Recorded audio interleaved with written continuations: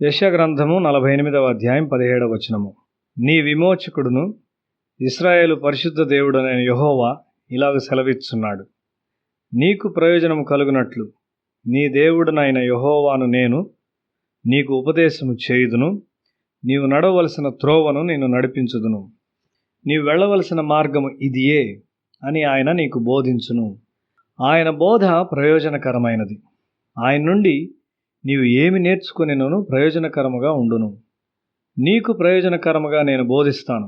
కళాశాలలో నీవు ఇది అది అనేకమైన వాటిని నేర్చుకుంటావు, కానీ నేను బోధించినది నీకు ప్రయోజనకరముగా ఉండును అని దేవుడు చెప్తున్నాడు.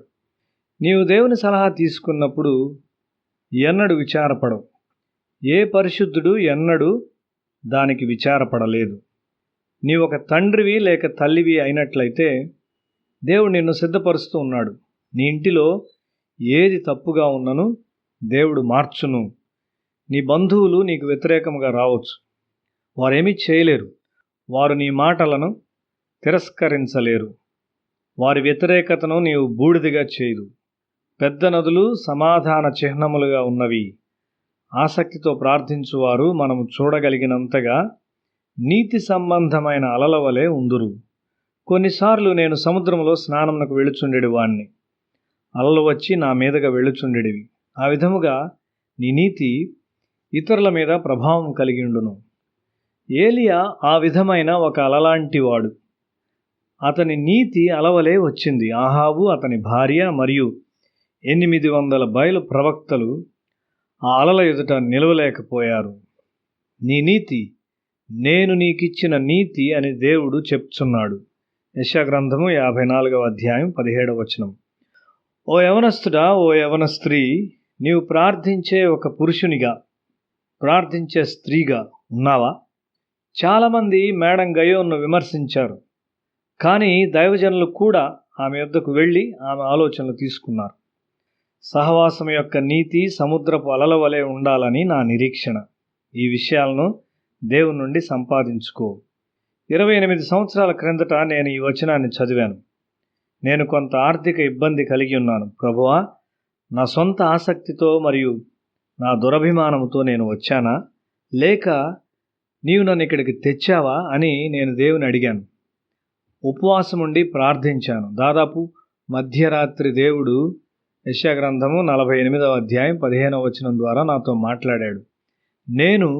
నేనే ఆజ్ఞ ఇచ్చిన వాడను, నేనే అతని పిలిచితిని, నేనే అతన్ని రప్పించితిని, అతని మార్గము తేజరిల్లును. అప్పుడు నేను చాలా సంతోషించాను.